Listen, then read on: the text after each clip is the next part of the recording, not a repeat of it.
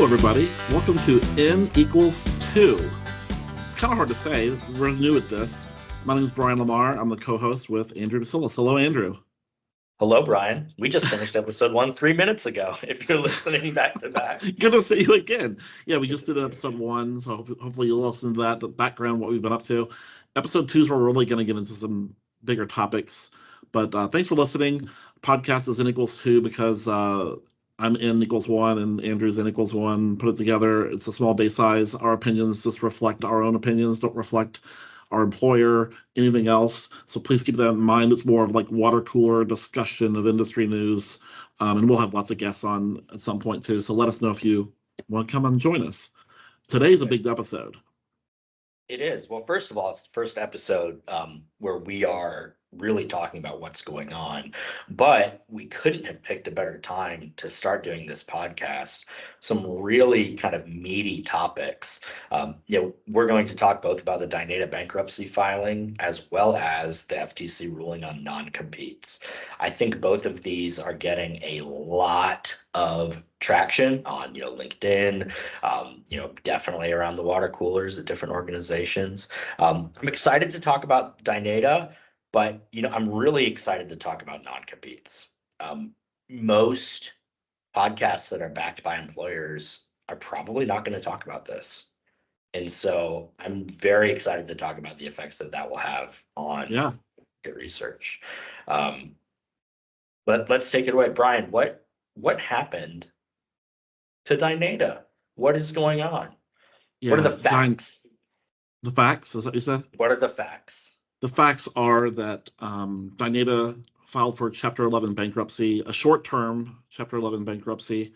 They'll merge, I think, pretty quickly. And it's a big deal in our industry, not just in sampling. This impacts all of marketing research and probably affects the whole economy. Lots of people out there probably don't realize the impact Dynata has to our economy and business decisions. And so this is a really big deal for kind of insiders. I mean, this isn't a huge surprise, but I bet a lot of people was surprised. Okay. So they filed for bankruptcy. It's a short-term bankruptcy. What does that really mean, though? I'm not sure. You might know more than me, but I know that they have new equity owners who is giving them some cash. And so I think they have $30 million in cash, and I think they're getting $50 million in July, which really sets them up financially to have much more flexibility. We'll get into the reasons on how this happened. People have been talking about it a lot online on how it happened. It created regardless of how it happened, it created a lot of challenges at Dynata. And I think this helps them emerge from this a much stronger company. Mm-hmm. Absolutely. I think that's one of the things that, if you have one takeaway from our podcast about that, is that, when the news broke, and, I was guilty of this for the first 5 minutes as well. It comes out across the press release, Dynata declaring bankruptcy. I thought, oh my goodness, Dynata's going down. You read a couple articles and you realize that this is a very intentional, very strategic move, and a pretty smart move as well. Yeah, absolutely. Very smart move. So, I think that the concerns are that Dynata provides data to millions of surveys. Maybe not millions, thousands of surveys a year. Oh, I think it's over millions. One of the articles that I read said 100 million a year. Now that must be respondents. That seems like a lot, but nonetheless, an incredible number, incredible volume. Dynata, just really quickly, is really a giant panel company that has acquired panels over the past decade. Some of the best panels in the world for online survey respondents, and people are taking surveys, and brands are making decisions based upon those surveys. So if there's a disruption, that is a challenge. In my opinion, I don't think there's going to be a major disruption because of this. It sounded like they're not going to do a bunch of layoffs. I don't think there's going to be big changes. I could be wrong, but there were bigger changes before this Chapter 11 bankruptcy. When it's just acquiring companies left and right, merging them together. Those are all bigger changes than what's happening today. If you didn't know this happened, I don't think you'd notice it. Yeah, I agree. I think that, if you are a current client or supplier to Dynata, you're not even going to notice this.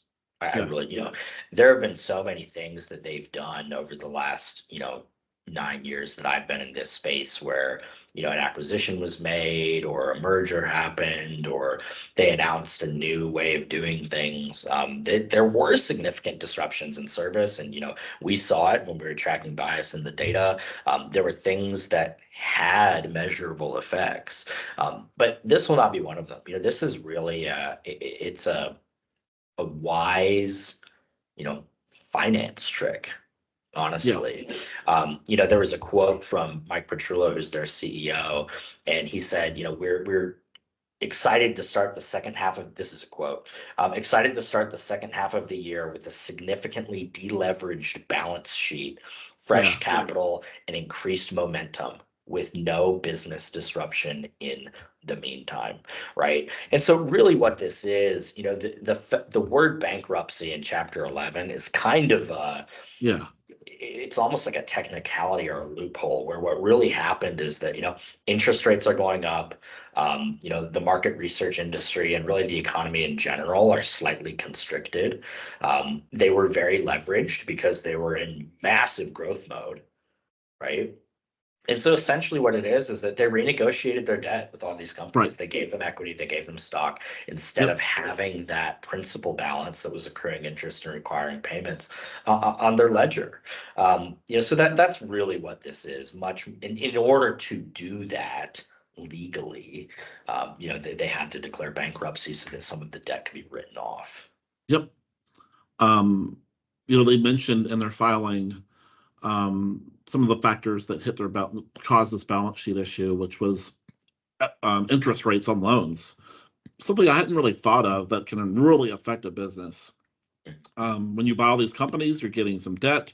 There's interest on that debt, and when that interest skyrockets, that's problems. They mentioned lower merger activity, which so they couldn't acquire as many companies, and travel restrictions because they recruit a lot of their panelists via travel. And Mm, if you know Dynata, or eRewards more specifically, they really built a loyalty program, and one of the best panels, I would say one of the best panels ever exist, primarily because they recruited it from people that travel, or mm, people that had certain credit cards or certain points with hotels or airlines, which are they're in high demand in terms of survey response. There's a lot of clients out there want to buy data from people that travel a lot, and so they're being inhibited to buy that or acquire sample. That was a big problem too. Um, and plus, I think merging all these panels together and all the other innovation stuff that they're doing, just that's challenging as well. On top of all of this, right. and so I'm sure they'll emerge stronger than before. Yeah, I mean, and we hope that they do. Yes, You know, as sort of the 800-pound gorilla in the room. They're the largest company in primary quant surveys with a panel. Let's not forget Qualtrics and Forsta and other organizations like that. But as far as with the proprietary panel and providing the services that they do, they're the largest with no close second. right. And for anyone who kind of had this opportunistic jump, and don't get me wrong, I love competing with Dynata. I did, and I did very well for many years. Yeah, But at the same time, if there's a disruption to what they're able to do, um, you know, our ability as an industry to provide insights is impacted. yes. I And mean, we already the have a PR problem. right, yeah, as an industry, right? Let's Yep. put on our industry hats. We have a PR problem around quality of data, around deliverability of data, the consistency of being able to find difficult samples, in the sheer volume of sample that Dynata can provide. Um, and this is another rant, but I'm not really sure how many proprietary panels even exist anymore. I Yep. know a bunch of them are over at Dynata, and so Yes. we need them and we need them healthy, and I just can't emphasize that strongly enough. Completely agree. And there was discussion online. I missed most of it, or I would have jumped in. I'm not on LinkedIn as often as I used to be, but apparently there's a discussion about the demise of Dynata, And I think people try to throw us a few shots at them. Like you said, this industry needs them. We need them to be strong. We need them to be innovative because we have a lot of challenges in sampling, and they're going to be leading a lot of the solutions, a lot of the Absolutely. innovation. And Absolutely. we need them. Our whole industry needs them. As and there's, not only that, there's a lot of good people there. When we say we compete against Dynata, it's really this, it's this not even a person. We're going as Dynata. It's like we don't. There's no vision of Dynata. It's not a human being. The people of Right. Dynata I've always loved. They're smart people. I'm friends with many of them. I've always thought they were very smart. But the corporate Dynata, that's who we really competed against, I guess. Right. Well, and now we don't compete with them at all, right? So that Right. we're totally outside the They're a simple space provider now. that I need very much so Yes, because I buy a lot of absolutely. Dynata data just to be transparent. Absolutely. Yeah. Absolutely. Yeah, and that they're not even, part of my world anymore. So Yeah. it's you know, great to have that fresh perspective. And yeah, and to put a bow on it, kudos to everyone on the financial team at Dynata for making this happen. I'm sure this was a massive and complicated negotiation and deal to kind of get pushed through. Any Absolutely. final thoughts? Final thoughts? I think I said everything I have to say. Yeah. Awesome. Me too. If you work at Dynata and we totally missed something, please reach out. Yeah. Andrew at n2mrx.com or Brian at n2mrx.com. You can find us on LinkedIn. You can find us on Instagram. It's 2024, people. You know how to get in touch with us. But would love to hear anything that we got wrong, any additional thoughts that you have. Um, Brian, our next topic, I think this is Oh, going to be a hot topic. it should be. Non-competes. Yeah. What's going on with non-competes, Brian? Well, again, this is kind of something that's been discussed for a while. Um, the Biden administration and the FTC basically said, I don't know, was it a year or so ago, a year and a half ago, that they were going to try to remove non-competes in the US. And earlier this year, the Federal Trade Commission did just that. Said they're planning on removing non-competes, not removing non-disclosures and all of the other proprietary information that employers have, but non-competes meaning that it used to be, I mean, I'm under a non-compete to be strict. I'm sure you are too. Can't work at a competitor basically, Mm. and that's to protect the entity of your employer. That you're not just going to go to your biggest competitor and bring all your business with them. I think that's really the rationale behind it. Not bringing intellectual property, not bringing clients, stealing it from one company to bring it to another. That's kind of the rationale behind it. Whether you agree with that or not, that's pretty standard, not in marketing research, but the whole industry. Mm. So removing that is a huge impact. Oh yeah. Um, that's kind of the facts. I think Yeah, those are all so let facts. let's dive into some more facts, and then I have a lot of opinions and commentary. We're gonna try to keep these episodes to about 20 minutes. So this one will not be 20 minutes. I'm just gonna go ahead and throw that out there. So some additional facts. Here's what we know. So I do want to say that yeah, the comment period was open for a year. They received 26,000 official comments. 25,000 of them were in favor of removing the non-compete. Some of the main rationale behind it was largely around the economic impact. They suspect that this will increase the number of new companies created, people leaving their current jobs and starting their own firms. It will increase wages as people are now able to compete in an open market for employment and renegotiate their wages. One of the metrics that I read is that the FTC thinks that over the next decade, there will be an extra 30,000 patents filed because of the lack of non-competes in the space. So overall, from an economic perspective, I see why the Federal Trade Commission wants this to happen, because the more income that's generated, the more patents that are filed, the more businesses that are started. This increases GDP. This is so on and so forth. I even saw a metric that said this will ultimately decrease healthcare costs, right? Oh wow. By just kind of taking the cap off of all of these people who are just stuck, right?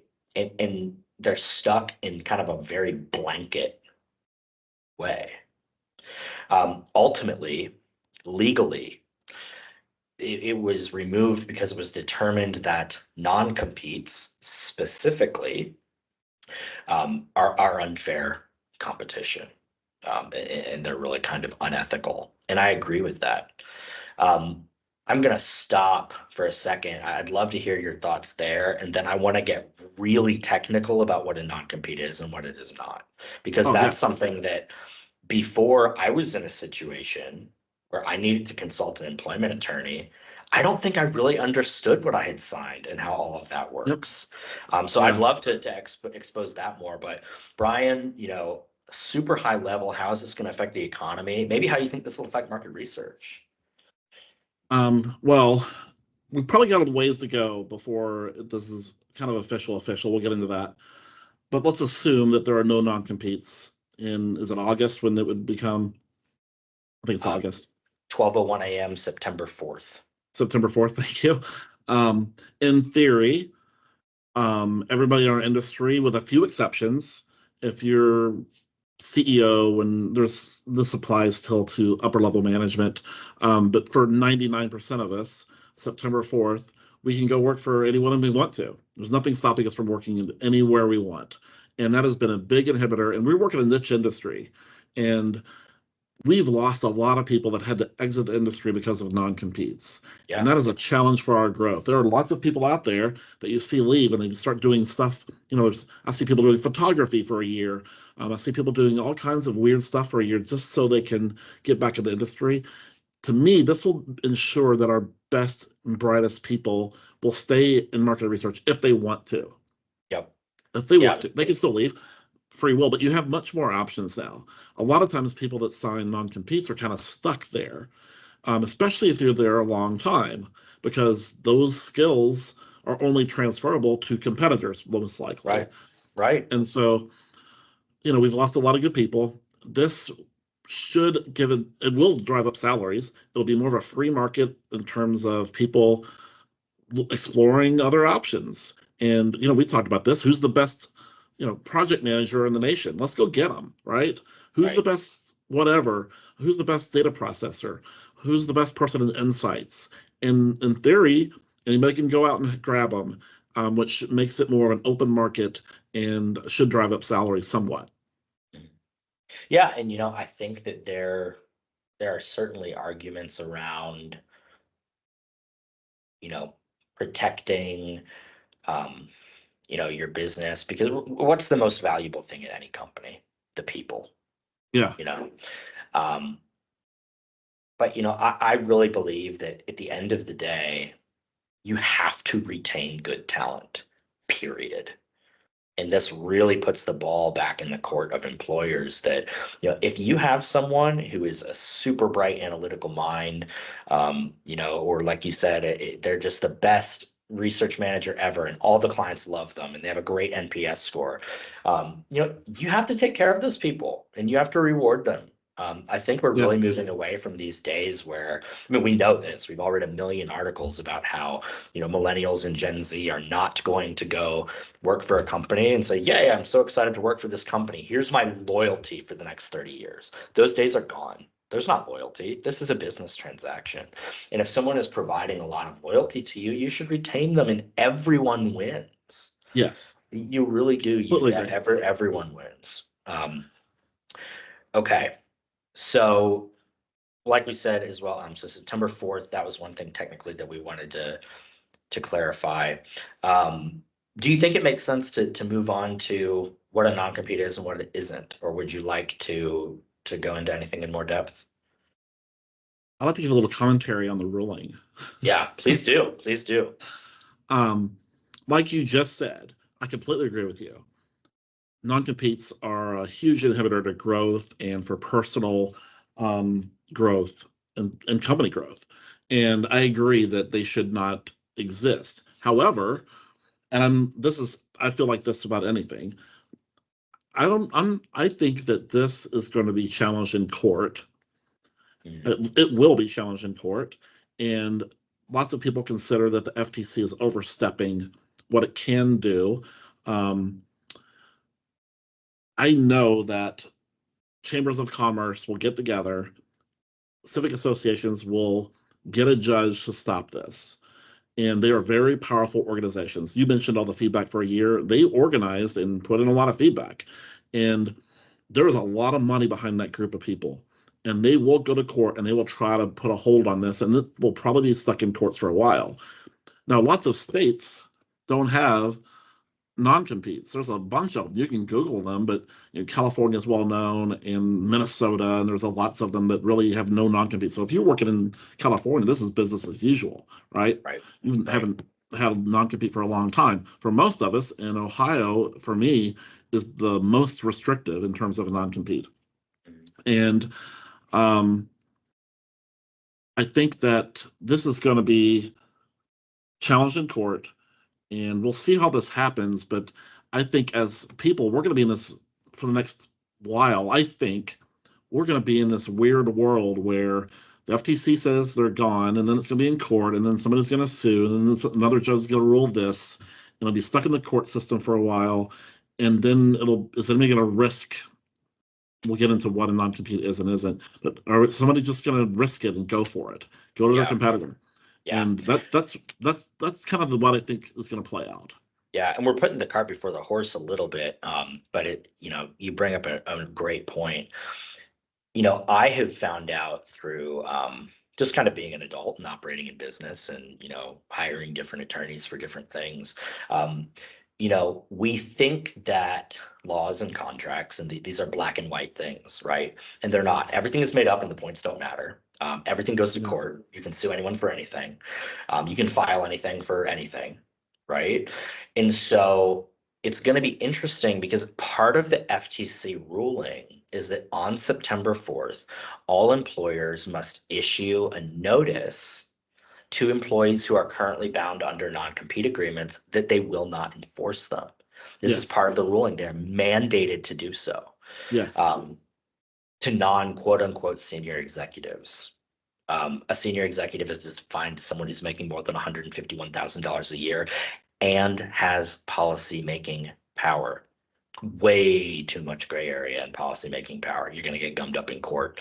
The definition as intended is that if you're a publicly traded company, there are executives who truly have power to make policy.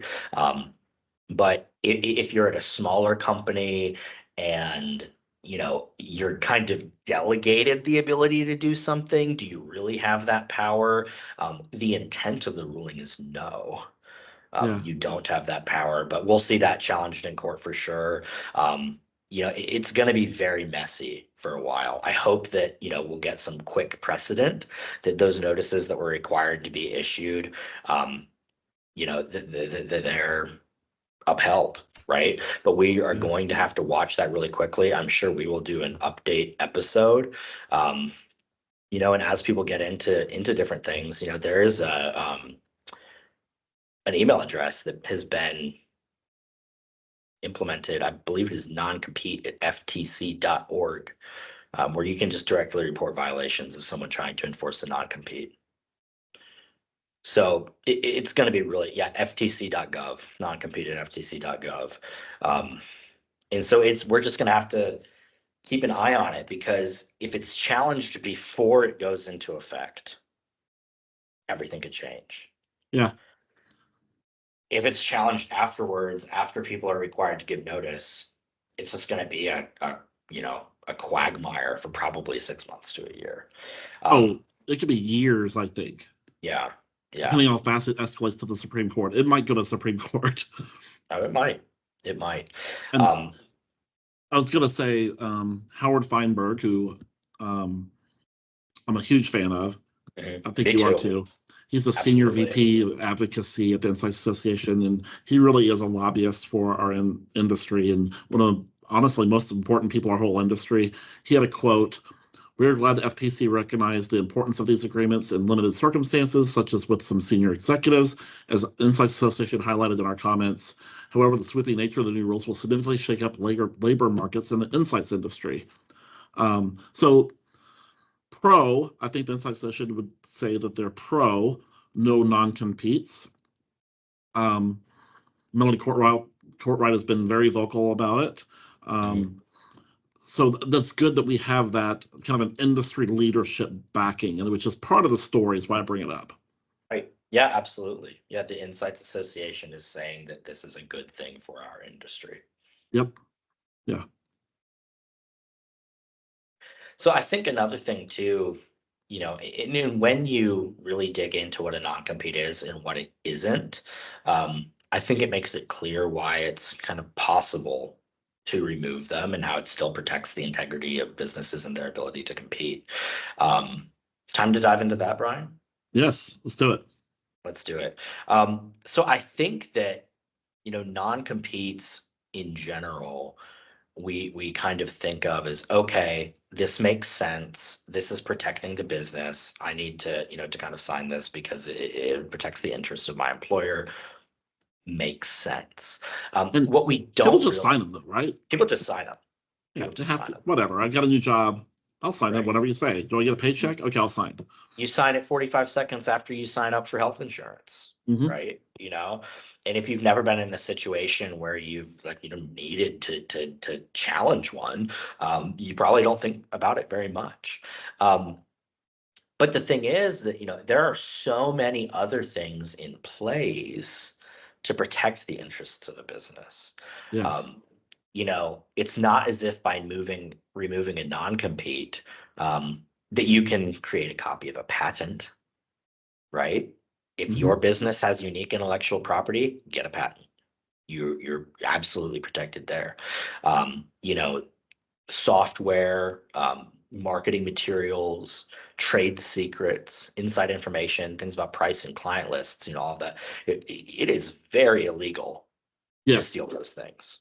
And And that will is continue to all be so. absolutely. All of that is enforced. Yep. It's completely outside of a non-compete. The other thing Non-solicits is too, right? non-solicits and NDAs are not affected at all by this ruling. And so, Yeah. myself, I work largely in consulting and business development. I hate to say that I'm a salesperson because I like to, provide so much more value than that. And if you ever worked with me, hopefully you feel that way. But, what I do is I solve problems for people, and then those people give the company that I'm representing money. Yeah. That's how it works.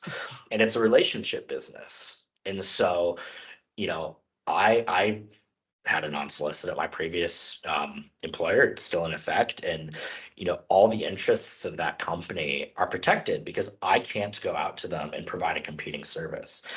Trackline doesn't provide a competing service anyway, so it Yeah. doesn't matter for But me. But as far as generally, you know, those relationships are very well protected.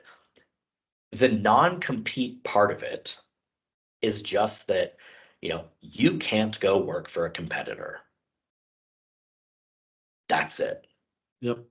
You are not allowed to be employed by someone who does the same thing that your current employer does. All of the other interests of the business, except for you, are covered elsewhere in codified law and other types of agreements that I guarantee you're signing. Yep. And when you really think about it that way, it's quite strange that so many of us sign that without thinking about it. Yeah. Um, I mean, thoughts there? Yeah, I doubt hardly anyone, unless you're like a CEO, is having an attorney read that document or providing feedback or highlighting and Xing out some stuff. We all just sign them. Um, and yes, I think this is an interesting ruling from the FTC because I typically think of them as protecting businesses. This is really protecting us, the right. employees. So it's really interesting ruling that, in my opinion, this is kind of overblown in some ways. This should always have been happening. We should, especially this, like in sampling. We're a niche within a niche, and Right. if you work at a sample company for so long, what do you have no options? No, Um, none. and so You can that's either that's a leave the challenge for our industry. industry. Yeah, you can either leave the industry. You're lucky if you can do a horizontal move, not a move Yeah, down, yeah, right? Um, and it has to be to outside of the industry completely. And then when you're trying to do that, oh, well, what space were you in? Oh, online primary quantitative data collection, right, because they haven't even heard of sampling. right. yeah, good luck having that experience be considered transferable. Yeah. And then you're too experienced to take a lower level job and you just can't do anything and you're stuck. Yep. Anecdotally, I know people who have looked for literal years for another opportunity.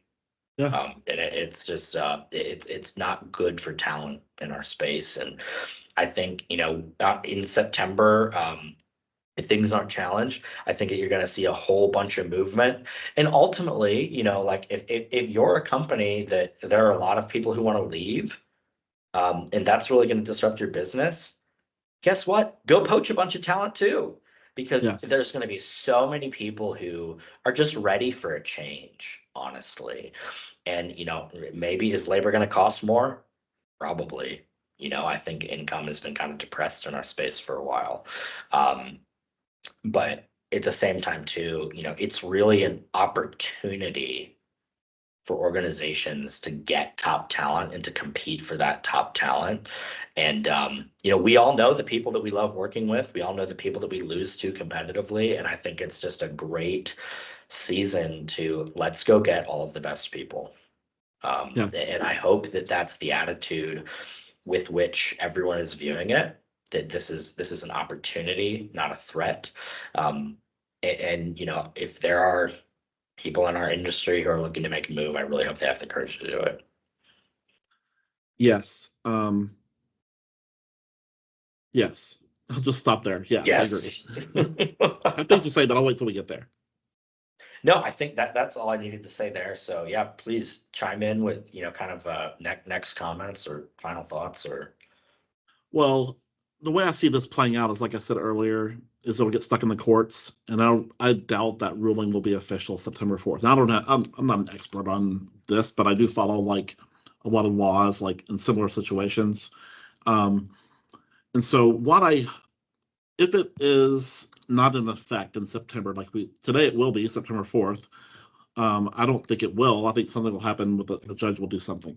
If that Right. does happen, what I hope happens is that some of the leading companies are in our industry come out publicly and still sign that document.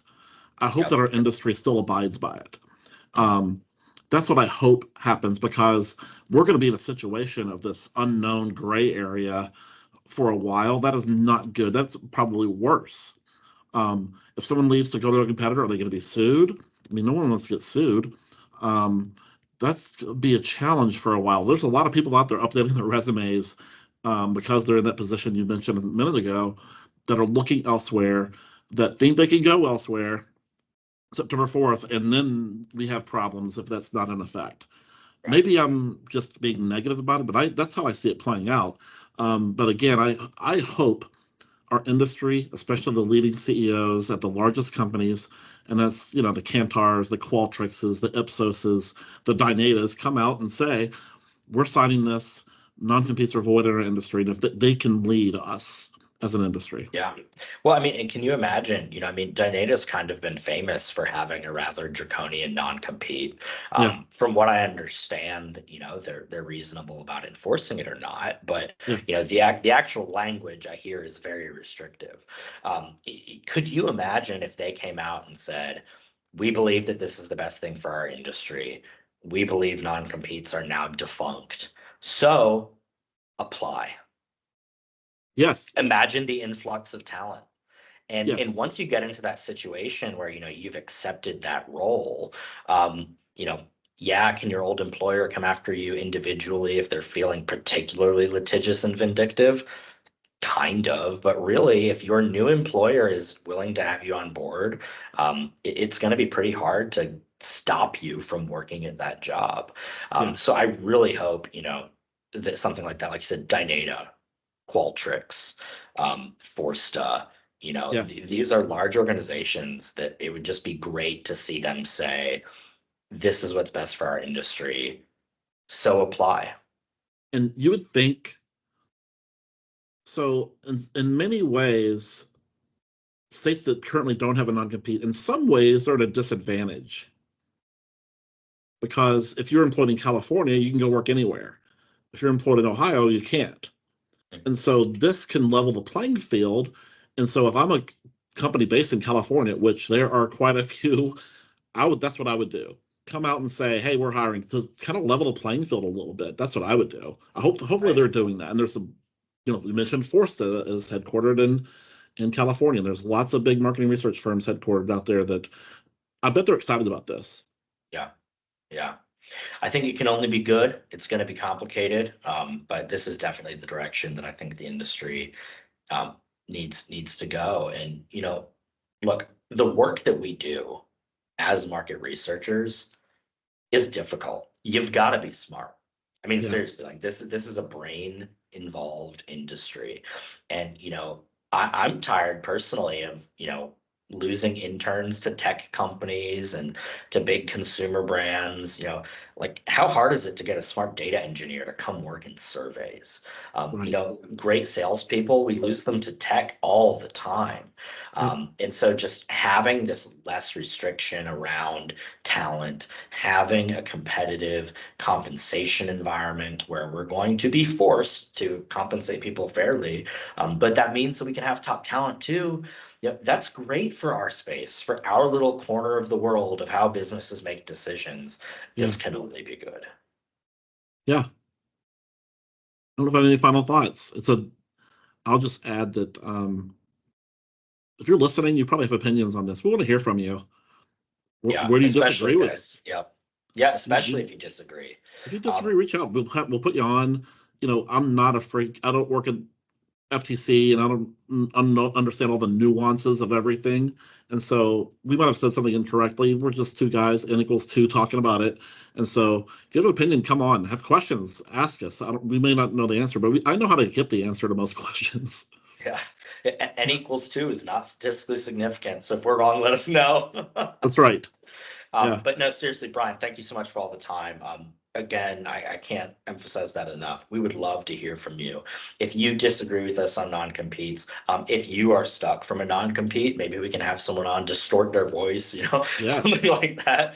I'm joking about that, but we would just love to hear about your thoughts on this ruling, how it's affected you, and kind of what you hope happens as well. Yep.